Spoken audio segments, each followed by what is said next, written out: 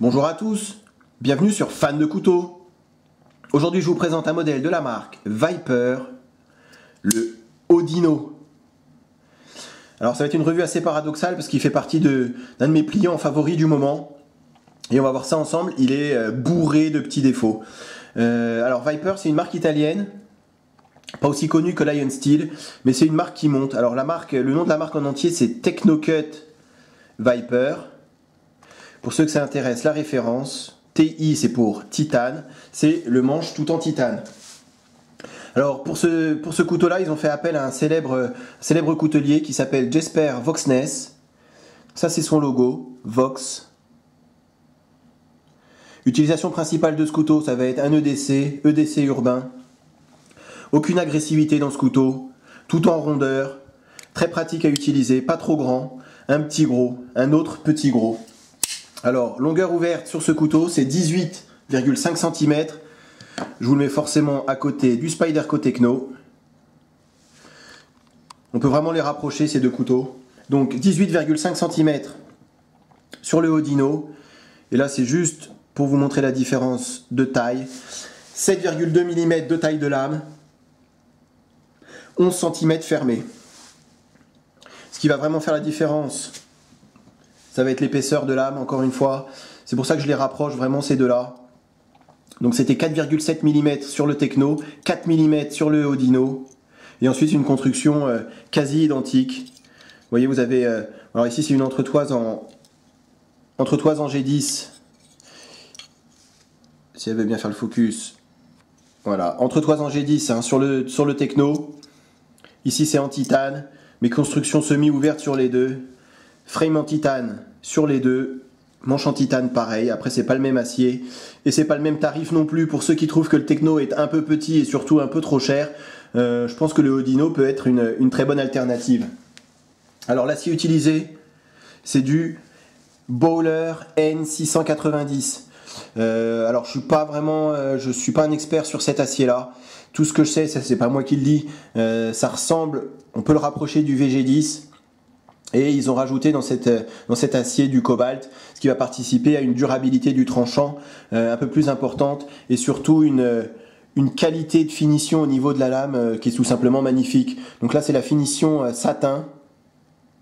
Il existe avec Stonewash également, donc c'est un très léger Stonewash. Et ils ont sorti une toute nouvelle version avec une lame avec un revêtement noir qui est juste magnifique. Alors émouture plate intégrale, ça part de 4 mm. Et ça descend très progressivement. Rasoir en sortie de boîte. Je sais que je le dis souvent, mais là c'est particulièrement le cas. Je m'en sers régulièrement de ce couteau. Je le passe juste au cuir et j'arrive à retrouver un tranchant assez redoutable. Alors c'est sûr qu'il ne doit plus me rester beaucoup de poils, mais je tenais vraiment à vous le montrer parce que c'est comme ça qu'on le reçoit. Je vous dis, hein, j'ai juste passé un petit peu au cuir et vous voyez, on arrive franchement à... Super résultat et vraiment hyper satisfait pour l'instant de cet acier là que je connais encore une fois pas très bien. Donc c'est entre le drop point et le clip point. Et le dessus de la lame est particulièrement intéressant. Vous voyez là c'est arrondi sur la moitié de la lame. Et ensuite c'est plat. Il y a eu du travail de fait. C'est joliment fait. Pas de jimping. Donc c'est pour ça que c'est arrondi. Avec le pouce là c'est vraiment très agréable au toucher. Pas d'angle droit. C'est pas mal. Alors, je vous montre ce qui me chiffonne. Regardez à l'intérieur du Sum Hole. Ici, vous voyez la finition. Quand je parle de finition sur un couteau, ça c'est finition. Problème de finition. Alors, est-ce qu'on voit bien? Je vais essayer de zoomer un petit peu. Ça c'est dommage. Franchement, ça c'est dommage. Sur le Techno, ça n'arriverait pas. Vous voyez, c'est mal poli ou pas poli du tout, même à l'intérieur du Sum Hole. Alors vous allez me dire, c'est pas très gênant, on est d'accord, mais ça participe à la finition du couteau. Autre chose peut-être un peu plus gênant, ça se situe à ce niveau-là. Regardez un petit peu, c'est pas du tout symétrique entre le côté gauche et le côté droit du couteau. Et là, c'est assez prononcé quand même. Au niveau de, vous voyez ici, donc ça c'est au niveau de l'affûtage. Alors, j'ai bien regardé. Si vous possédez un Viper, vous pouvez me dire si pour vous il est pareil. Il a fallu qu'ils écrivent le nom de l'acier sur ce côté-là. Donc il fallait la place pour l'écrire. Ici, il n'y a rien d'écrit, du coup, il n'y a pas besoin de place. Alors, est-ce que c'est fait exprès d'avoir garder un petit peu de place ici pour pouvoir écrire le nom de l'acier et pas de ce côté-là. Du coup, ça fait que c'est pas symétrique. Alors, je ne sais pas, puisque j'ai jamais vu d'autres Viper. Donc, si vous avez un Viper, vous pouvez laisser dans vos commentaires si pour vous c'est pareil ou pas. Mais je trouve que ça jure un peu. Voilà, sur la lame, c'est à peu près tout. Le manche, donc c'est finition Stonewash, tout en titane. Alors il existe plusieurs versions en fibre de carbone. Forcément, en fibre de carbone, il va être beaucoup plus léger que ça. Et il existe aussi en version G10. Donc ce côté-là, en carbone ou en G10. Par contre, le côté du frame, c'est en titane. Le poids sur ce couteau, j'en parle maintenant, c'est fait exprès, 155 grammes. Alors vous allez me dire, pour un EDC, ça commence à faire lourd. On est tout à fait d'accord. C'est sûr qu'il y a un certain poids. Avec ces deux côtes en titane, ça rajoute du poids au couteau. Alors si pour vous, le poids a une importance, optez pour la version carbone. De mémoire, il doit faire dans les 125 grammes en carbone, ce qui est quand même un petit peu plus léger que ces 155 grammes là. Maintenant, moi, un couteau tout en titane, je trouve que c'est juste magnifique et au toucher très agréable. Donc c'est une finition, un stonewash aussi sur le titane, sans aucun défaut. Vraiment, c'est du très très bon travail. C'est bien fait. Là, l'entretoise qui dépasse avec du jimping sur le dessus, un trou pour pouvoir passer la dragonne. Voilà, il y a eu du travail de fait, ça a été pensé, c'est bien fait, tout est bien aligné, bien contourné. Je vous montre l'autre côté. Donc là, on voit tout de suite le frame qui a été bien découpé. Donc il n'est pas droit, en général, un frame sur le Sebenza. Je vous montre, là, sur le Techno, c'est droit. Par contre, là, on voit qu'il y a eu du travail de fait, il a été bien découpé. Alors, je reviens là-dessus 2 secondes. La prise en main sur ce couteau est vraiment excellente. Le fait qu'ils aient découpé ce frame comme ça permet d'avoir un choil, finger choil, où l'index vient vraiment très très bien se caler à l'intérieur de la poignée. Et ici, c'est pas anecdotique, parce qu'un manche en titane, c'est quand même, ça reste assez glissant. Et le fait qu'ils aient mis du jimping ici sur le dessus de l'entretoise, ça permet de bien se le caler sur la paume de la main. Ici, l'index, il va pas glisser sur l'avant du couteau. Et c'est un couteau qu'on a vraiment très très très très bien en main. C'est aussi pour ça que j'utilise beaucoup. Je trouve que c'est hyper agréable à utiliser. Avec, alors pas le jimping, mais l'arrondi sur le dessus de la lame. Ça a été bien pensé. Très facile à utiliser. Vraiment, j'adore. J'adore. Je reviens sur le lock dans 2 secondes.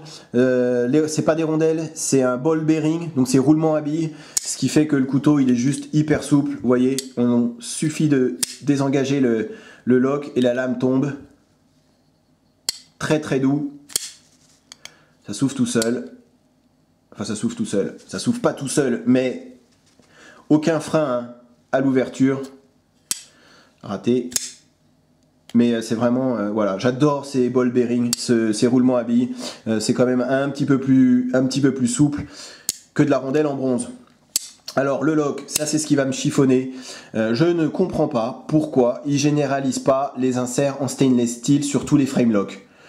Je n'arrive pas à comprendre et je vous montre pourquoi. Écoutez et regardez.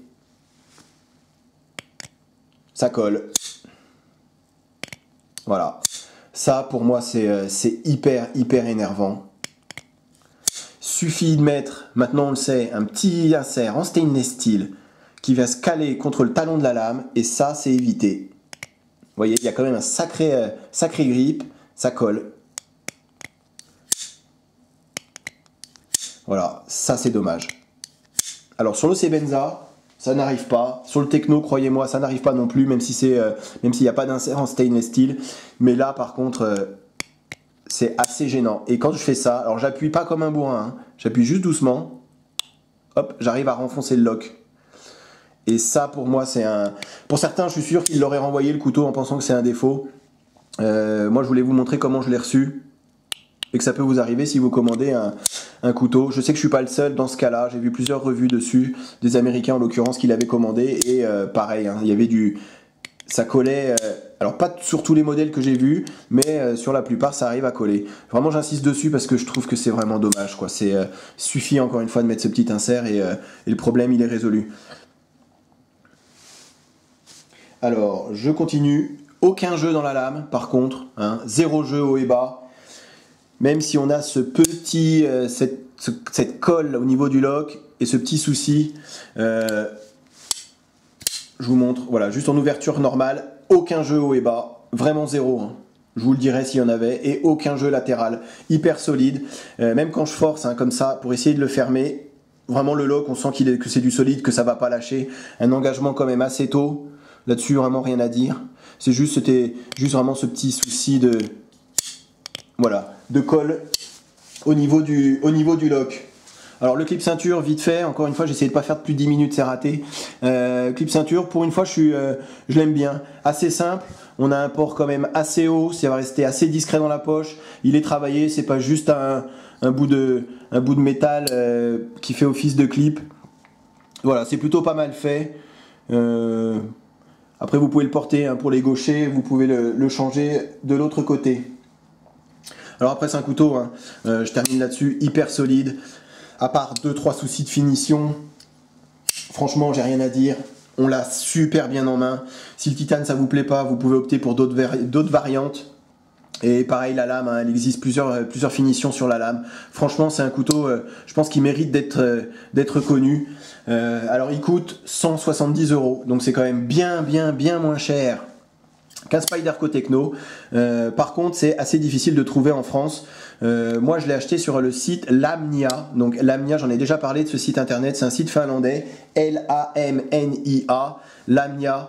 C'est pour ça que je le précise. Je l'ai reçu assez rapidement, sans aucun problème. Par contre, et là-dessus, pouce vers le bas pour ça, il était dans la boîte, le couteau, mais simplement dans une enveloppe.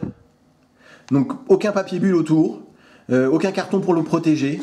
Donc la boîte, forcément quand je l'ai reçue, elle était tout écrasée. Forcément quand vous envoyez une enveloppe, ça c'était vraiment à même l'enveloppe. Voilà, ils avaient mis la boîte, une enveloppe et collé dedans. Je trouve que c'est un petit peu limite, surtout que ça vient d'assez loin. Il suffisait de mettre un petit peu de papier bulle. Je demande pas à avoir un beau carton avec un ruban, hein. Je m'en fiche, mais au moins une enveloppe à papier bulle pour le protéger un petit peu la boîte et le couteau à l'intérieur. Voilà, c'est pour ça que je voulais le préciser. À part ça, hein, vraiment un service impeccable de la part de ce site internet, Lamnia. Vous voyez, le problème des lames satin, c'est que ça marque énormément. Mais Lamnia, vraiment aucun souci, un envoi rapide, très bon suivi de la commande, sans aucun problème. Par contre, je trouve que c'est limite d'envoyer un couteau comme ça. Voilà, c'est un couteau, j'arrête là, que j'adore à utiliser, qui est tout simplement génial. Voilà, j'espère que la revue vous a plu. À bientôt sur ma chaîne. Salut!